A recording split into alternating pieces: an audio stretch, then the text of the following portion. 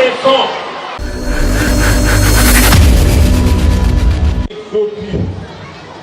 Ce fut un vacarme. Zopi.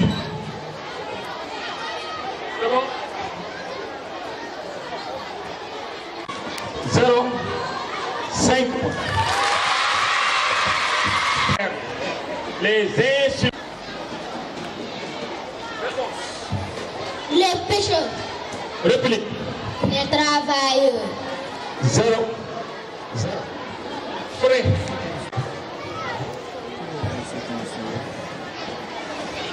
Glacial. Frais. Glacial. Froid. Glacial. Frais. Glacé. Frais. Froid. Réplique. Glacé, glacial, froid, frais. 2,5, 2,7. Froid, frais. Contexte. Question collective, une liste de mots. Frais, chaud, tiède, brûlant, tiède. Concis. Classer les adjectifs du plus chaud au plus frais. Classer les adjectifs du plus chaud au plus frais. Avec la leçon.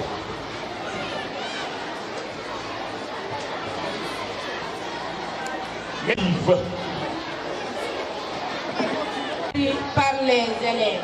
5 points. Bien plié la faute. Maintenant, le deuxième but fut marqué par Réunion.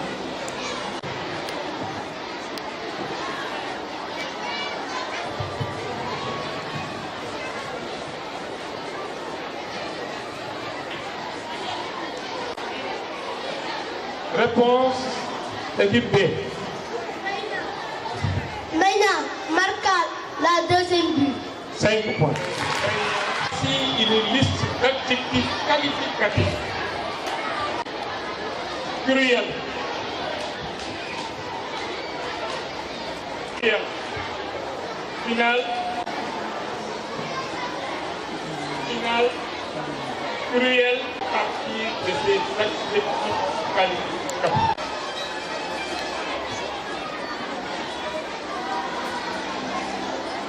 Fin. Cruel. Cruel.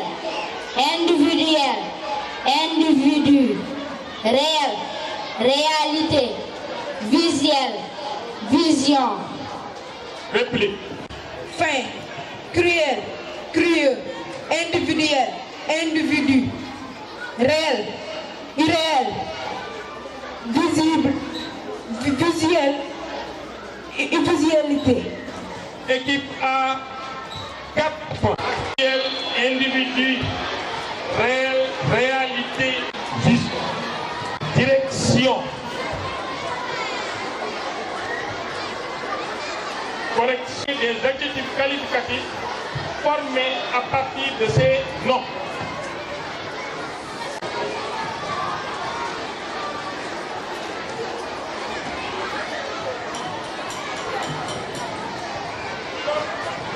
À vos places, équipe A et B, à vos places. Réponse. Collection, collecter, direction. Commence. Loin. T. I. M. B. R. E. S. Plus loin. P. O. S. T. E. L'union entre les deux mots. 4 points pour Thierno Moutaga Tall et 0 point pour votre somme en autoclassement. Un tire-bouchon. Donc, E. S. Plus loin. T. I. R. E. Plus loin. B. O. I. 2 S. O. N. S. réplique. Dire bouchon sécurité D E S plus loin T I R E S trait d'union B O U 2 S O N S 0. Dire bouchon s'écrit D E S T I R E ak Trait d'union, bouchon s'écrit B. Vous allez recopier le texte en corrigeant les fautes. Attendez. Précis, franc, lenteur, lent, largesse. Étude à 3.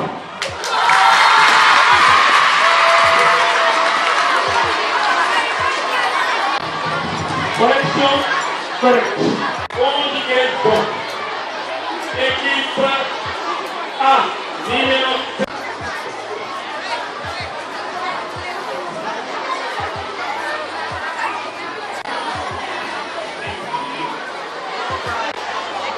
Plus que parfait du singulier.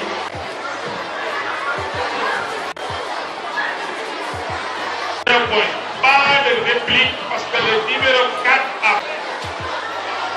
Numéro 1. Personne.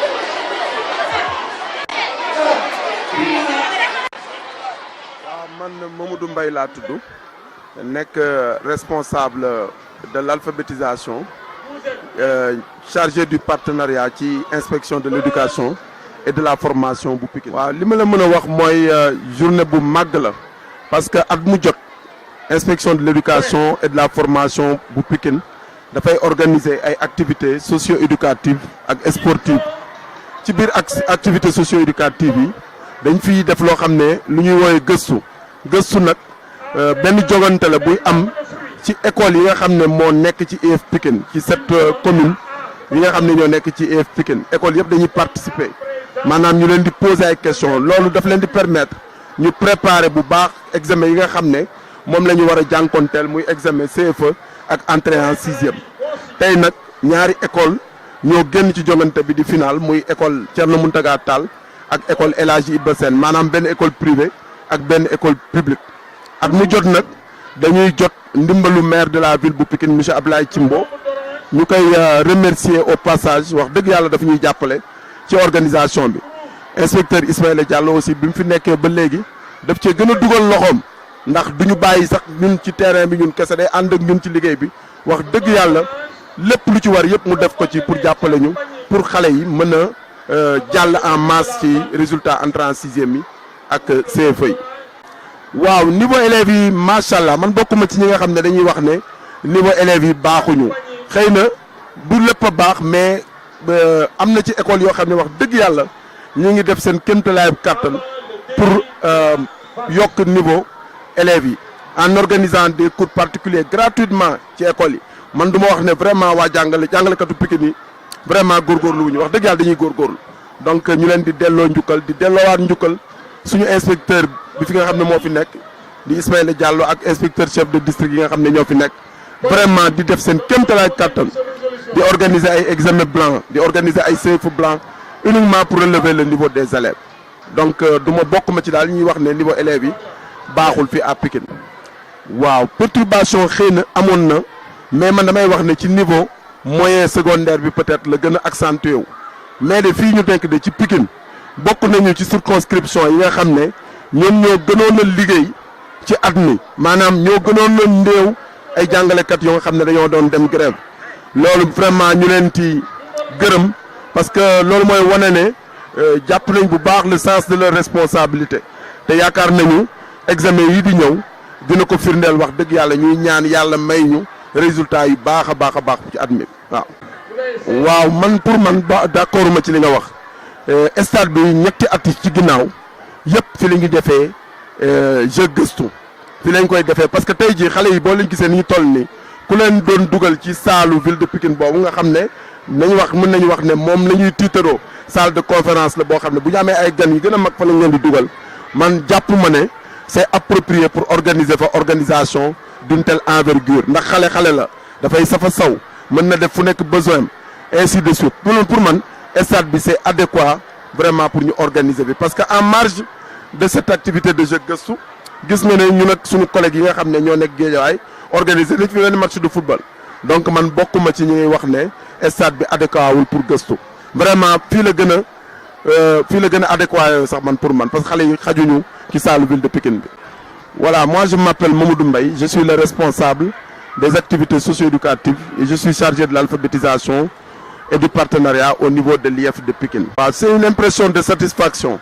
Donc il est de tradition chaque année que l'IF de Pikine organise des compétitions gëstu ainsi que des activités sportives pour les écoles de la circonscription. Donc chaque année, les écoles sont en compétition. Ceci pour les permettre de mieux se préparer pour leurs examens du CFE et de l'entrée en 6e. Au finish, vous voyez que les deux écoles qui sont sorties du lot pour compétir au niveau départemental, au niveau de la circonscription, ce sont les meilleures, elles se trouvent être les meilleures écoles. C'est l'école Thierno Mountaga Tall de l'IF de Pikine et El Hadj Iba Sène de l'IF de Pikine. Donc nous remercions au passage le maire de la ville de Pikine qui a bien voulu parrainer la manifestation en nous envoyant la directrice de la DRAS qui se trouve être Madame Pen, qui ne ménage aucun effort pour mettre les élèves dans d'excellentes conditions afin qu'ils puissent vraiment préparer leur examen du CFE et de l'entrée en 6. Donc depuis que M. Ismaïla Diallo, chef de circonscription, a pris les rênes, la responsabilité est placée au niveau de cette TIF, vraiment les inspecteurs, les enseignants, les parents d'élèves vraiment font tout pour relever le niveau des élèves en organisant des examens blancs au niveau du CFE, au niveau du DFM aussi. On organise des examens blancs par nos propres moyens. Donc je ne fais pas partie de ceux qui disent que le niveau des élèves a beaucoup chuté. En tout cas, nous, au niveau de l'IF de Pikine, on s'évertue jour et nuit pour les mettre dans d'excellentes conditions de préparation de leurs différents élèves. Ouais, le message que je leur lance, c'est de les mettre en face de leurs responsabilités. Nous avons des enfants, nos propres enfants qui vont à l'école. Si on prend ces élèves-là comme nos propres enfants, nous ferons notre travail normalement. Donc, au niveau de Pikine, vraiment, je vois que les enseignants font tout leur possible, sincèrement, pour s'acquitter de leur mission qui est d'enseigner et de la plus belle manière. Vraiment, je les félicite pour les résultats qu'ils ont obtenus au niveau du moyen secondaire l'année dernière. Nous nous sommes classés première au niveau de l'IA de Pikine Guédiawaye. Et je pense que cette année, au niveau de l'élémentaire, nous serons bien classés au niveau de l'IF ne nous lâche d'un iota. Vraiment, à chaque fois que nous organisons des manifestations de cette envergure, il se déplace en mettant ses moyens, sa logistique, les voitures, en mettant ses propres moyens, son argent. Donc, c'est la énième fois qu'il se déplace pour assister à ces manifestations. Vraiment, nous lui souhaitons une très longue vie et toute la force nécessaire qui lui permettra de nous accompagner encore plus. Nous remercions aussi Madame la directrice de la DAS qui représente ici le maire de la ville de Pikine, Madame Pen, qui ne ménage aucun effort pour mettre les élèves dans d'excellentes conditions de travail. Le mot de la fin, c'est de souhaiter à nos élèves de très bons résultats au CFE et à l'entrée en 6e cette année, ainsi qu'au DFM. Merci. Je voudrais que vous me permettiez d'abord de remercier certaines autorités, au premier desquelles je voudrais adresser mes remerciements, à savoir le maire de la ville de Pikine, M. Timbo, qui nous a beaucoup épaulés dans cette activité. Maire Timbo, je voudrais également remercier tous les directeurs d'école de l'IF de Pikine, les enseignants, les parents d'élèves, mais particulièrement les élèves. Et au premier desquels, je voudrais également citer la commission qui s'occupe du Gestu, qui s'est vraiment investie pour que nous en arrivions ici aujourd'hui. Le jeu Gestu, comme vous le savez, fait partie à partir de cette année du sport scolaire. C'est un aspect du sport scolaire que nous avons intégré. Et il permet à nos élèves, et particulièrement à nos élèves de CM2, de renforcer les apprentissages scolaires durant toute l'année scolaire. Aujourd'hui, nous sommes à la veille des examens scolaires. Ce concours qu'ils sont en train de venir leur permet de réviser et de faire réviser même les spectateurs élèves de CM2 qui sont ici. Monsieur, même s'il y avait un amphi, le bruit que vous appelez bruit des élèves n'en serait que plus amplifié. Ce sont des bruits de supporters. Si c'était dans une salle, ce serait encore beaucoup plus sourd. Donc ça ne gâte à rien le jeu des enfants, ça ne les déconcerte pas. Ils ont l'habitude de le faire et à chaque fois, ils ont les encouragements des leurs. Il n'y a pas de problème. Alhamdoulillahi Rabbil Alamina, quand les enseignants et l'État se sont entendus pour qu'on reprenne les cours, nous verrons après les examens et les évaluations standardisées du 3e trimestre s'il y a eu un effet ou un impact. Mais je voudrais d'abord dire aux parents comme aux enseignants de ne pas se lasser d'encadrer les enfants. Ça, on aura toujours à le faire. Maintenant, il faudra véritablement veiller aux sources de connaissances et particulièrement, comme vous venez de le dire, à l'Internet et autres. Tout n'est pas bon dans cela. Mais on ne peut pas se l'interdire parce qu'il y a également du bon. À le niveau des élèves, il est ce qu'il est. En tout cas, il n'est pas mauvais comme on a tendance à le croire. Regardez les réponses que vous entendez ici. Je vous assure qu'il y a des adultes qui n'auraient pas aussi bien répondu dans certaines de ces questions. Le mot de la fin, c'est remercier encore véritablement ceux qui nous ont permis d'entraîner nos élèves jusqu'à ce moment, en particulier la commission, et chapeau à leur coordonnateur Mamadou Mbaye. Je ne voudrais pas tous les citer parce que je ne le pourrais pas, mais véritablement au nom de l'inspecteur d'académie, au nom du préfet qui a mis le comité en place, je les en remercie. C'est Madame Pen, directrice de l'action sociale, sanitaire et éducative de la ville de Pikine. C'est Madame Pen, directrice de l'action sociale, sanitaire et éducative de la ville de Pikine. Je suis venue représenter le maire de la ville, Abdoulaye Timbo, empêché. Donc, je suis venue le représenter à cette finale. Donc, l'inspecteur de l'éducation et de la formation de Pikine. Donc, le maire vous remercie pour l'avoir honoré à travers le parrainage de cette finale, qui est d'une portée à la fois académique et culturelle. Donc, le maire tient à vous remercier énormément pour cet honneur. Donc, merci. Équipe A. Quel nez relie le nez au cerveau? Le nez au cerveau. Je n'ai pas proclamé les résultats. L'école Ivoirienne remporte la finale. Pas de pied de Pikine. Saluez-vous. S'il vous plaît. Maintenant, dégagez.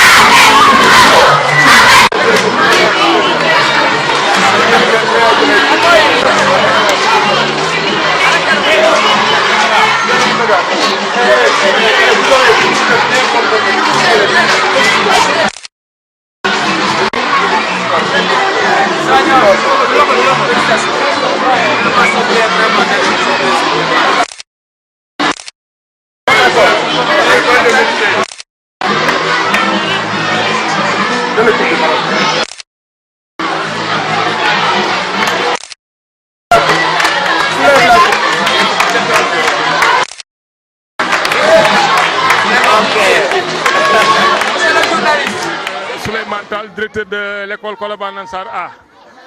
j'étais l'animateur de la finale départementale de G Gussou de Pikine. Après le tirage, l'équipe de Ibasen a gagné pour être l'équipe A. Et l'équipe B est devenue Thierno Mountaga Tal.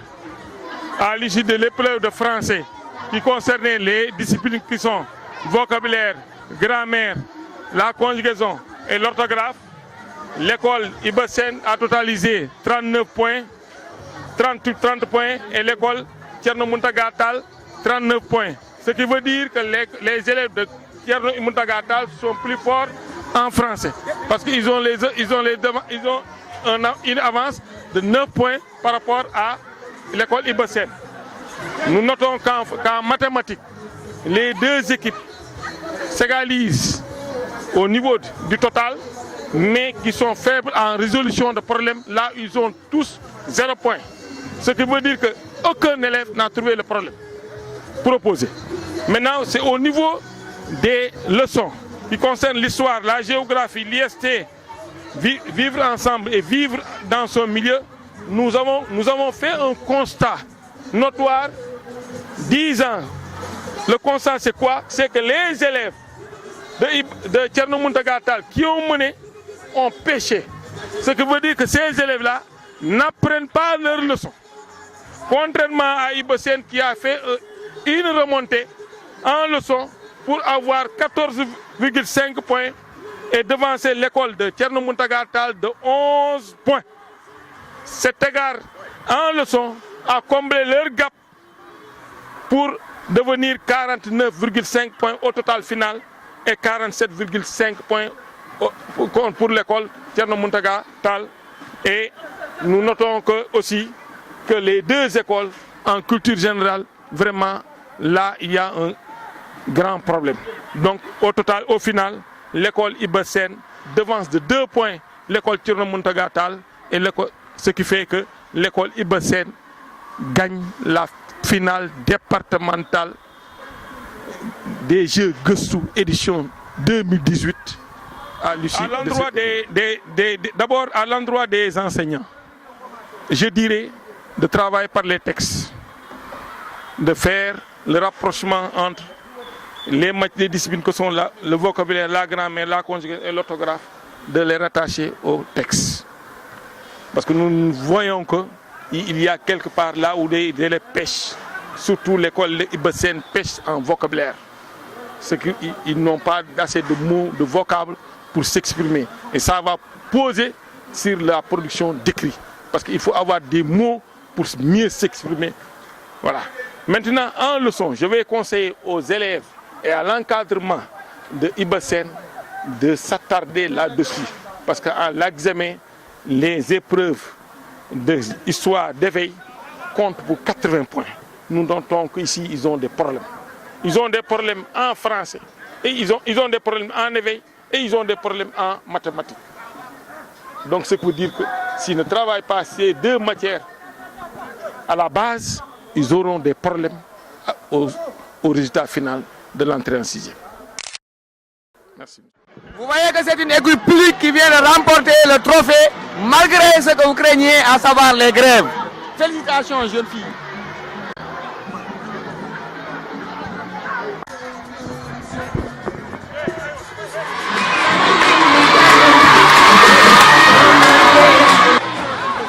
non xanaa kontaan parce que franchement tey moom kontaan rek la ñuy mën a wax parce que boo xoolee fi ñu jaar gagné coupe zonale ñëwaat tey compétir phase départementale remporter aussi la victoire c'est une fierté pour nous franchement toute l'équipe pédagogique de El Hadji Ibasen est contente toute l'équipe est contente franchement parlant.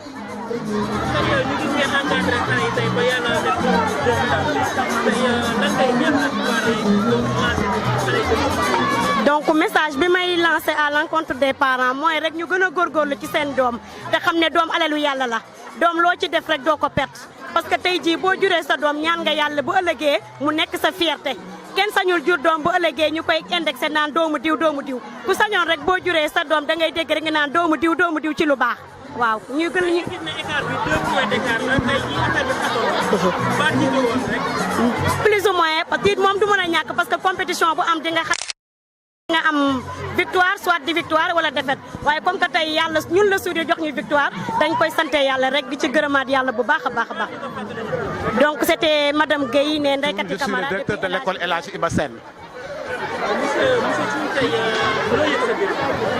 Kontaan rek ndax vraiment li nga xam ne bi moom moo am tey dañ ciy kontaan ndax dañoo nekk ci équipe pédagogique boo xam ne bii vraiment ña fa nekk dañuy nekk des enseignants très engagés des enseignants très conscients professionnellement te li nga xam ne bii moom engagement la ak seen pragmatisme ak seen détermination moo indi victoire bi tey.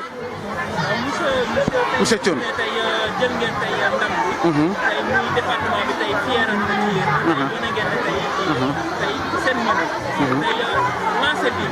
naka nga compter pérenniser ko. waaw c'est que ñun nag quand même depuis que ñu instauré n'est-ce pas le gëstu dans le département chaque année yàlla daf ñuy jàppale buñ jëlul final bi tamit dañuy dem final le plus souvent loolu li ko waral nag du dàq jàngale mais engagement la ak volonté ak détermination équipe pédagogique bi moo tax chaque année rek ka jëfee ñu dem a dem ba nga xam ne bii dañuy àgg ba ca au terme maanaam dañuy dem ba à la finale et le plus souvent waaw c'est-à-dire que loolu li ko waral mooy maître CM2 yi ñoom dañoo xamoon ne dafa am lu leen war mooy dañuy préparer ay élèves pour ñu war def examen comme dañu préparer ay élèves pour ñu def examen nag dafa rafet ñu def sacrifice boobu moo indi lii tey parce que ñoom très sincèrement début d'année ba fin d'année ils se sont sacrifiés pour vraiment satisfaire les élèves pour que les élèves mën a am de bons résultats loolu moo indi lii tey. ñooy suñu kilifa message bi ñuy lancé rek mooy jàppale bi ñuy jàppale ñu gën koo yokk di gën a jàppale école yi ndax comme yàlla def na par exemple ñun jàngale moom suñu métier te jàngale moom moo yor adduna te amul benn réew ci adduna bu mën a développé te éducation te jàll ci éducation ak formation ñuy ñaan rek suñu kilifa yi ñu jàppale ñu ci matériel jàppale ñu GIE yi jàppale ñu ci fonctionnement wu APE yi jàppale ñu aussi ci renforcement pédagogique bi pour que bu ko defee résultats yi nga xam ne moom la ñuy am mu gën a yokk gën a développé pour njëriñu Sénégal yëpp. le mot de la fin maa ngi gërëm ñëpp di sant ñëpp di encourager aussi waa équipe bi nga xam ne ñoom ñoo pel ils n'ont pas démérité waaye yàlla def na nag quand même yàlla def na école Iba Sène moo jël ndam li ñu ñaan yàlla ndam li jig ñu. examen yi di ñëw entrée en sixième ak du pays le capitaine. Je suis très contente de cette victoire. J'encourage l'autre équipe qui a perdu. Et je félicite tous mes coéquipiers. tey jii tey ñu gis ne sànq tey yaa ngi jiite sa équipe nekk seen capitaine ba pare joxe de bon exemple question bu ñuy ne nii nga daal di indi réponse bi. tey jii lan moo waral loolu tey. parce que ñun suñu maître chaque jour dañ ñuy jàng fête ak samedi yëpp dañuy jàngale loolu moo tax. seen slogan muy un jour on gagne et on fait la fête vous avez joué vous avez gagné maintenant c'est la fête tey nag ngeen compté fêter affaire bi.